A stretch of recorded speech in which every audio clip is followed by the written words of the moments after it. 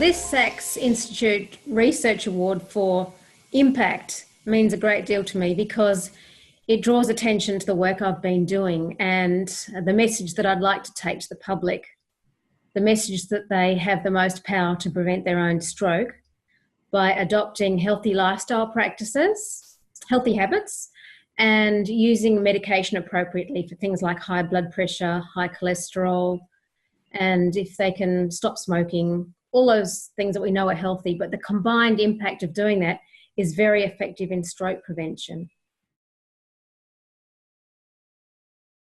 So my research over the last 20 years has been focused on how to better improve stroke prevention, in particular associated with disease of the carotid arteries.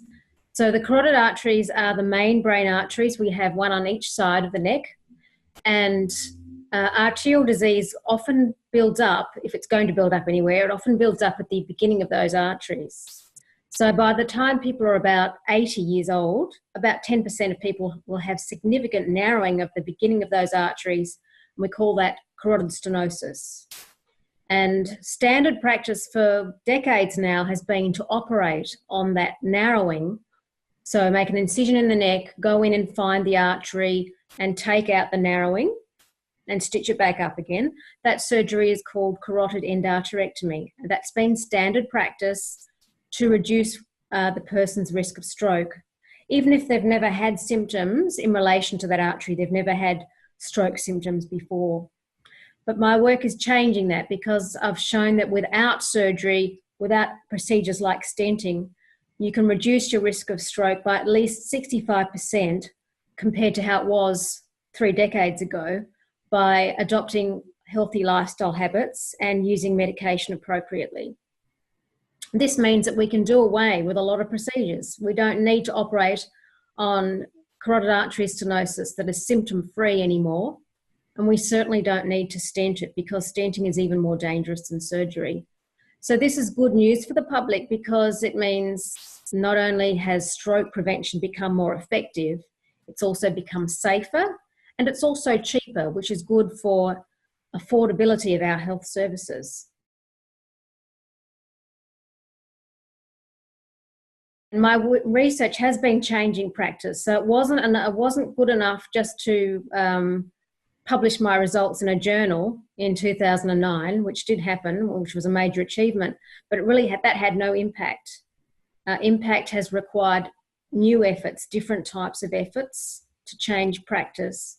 And I've engaged a number of methods to change practice. They've involved lobbying my peers. They've even involved contacting the US president at one stage in 2011 because in America, there was a big push for the government over there to fund carotid artery stenting for just about anyone, whether you'd had symptoms or no symptoms associated with that narrowing. And guidelines were being written to make these procedures, surgery and stenting, look the same. And guidelines were being written without any regard to improvements in medical treatment. And it looked like America was going to go that way and it would be very easy for anyone to have stenting, let alone surgery on their asymptomatic, symptom-free carotid stenosis, when I knew that was wrong. And it was completely the wrong way. And if America went that way, that would mean it's highly likely that other countries, including Australia, would follow. So the situation looked quite desperate because the whole movement was funded by industry. And I just had my research results and no funding and no resources. And in the end, I thought I'll contact the president and let him know about this situation. And that led to contact with US Medicare officials. And that led to an invitation to present or testify at their meeting in 2012 when they were going to decide whether or not they were going to fund widespread carotid stenting. So I went there and presented my research results and also I published my advice to US Medicare with 40 other opinion leaders from around the world. So I had to mobilize people in a joint voice And we managed to prevent US Medicare from funding widespread carotid stenting over there. And I'm sure that's not only had an impact there, it's helped other countries decide what's best and prevent spread of even more useless and harmful procedures.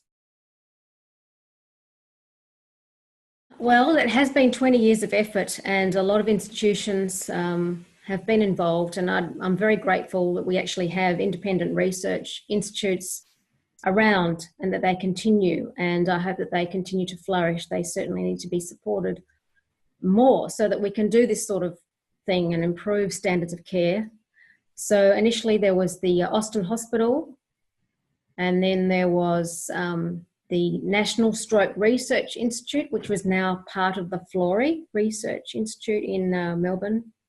And then there was the Baker IDI Research Institute, also in Melbourne. And most recently, there's been the School of Public Health and Preventative Medicine at Monash University.